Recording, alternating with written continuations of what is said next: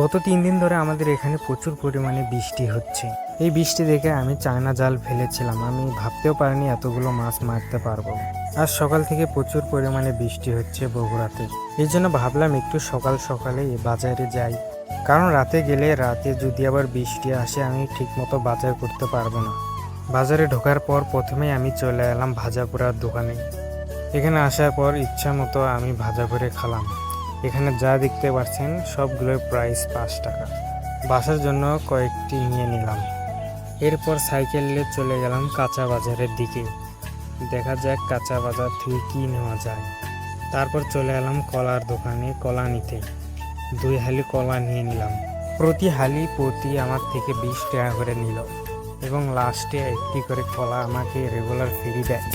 এরপর আমার বাজার করাও শেষ এবং আবহাওয়া খারাপ হওয়া শুরু হয়ে গেল। রাস্তার পাশে দেখি একটি গাড়ি নষ্ট হয়ে আছে।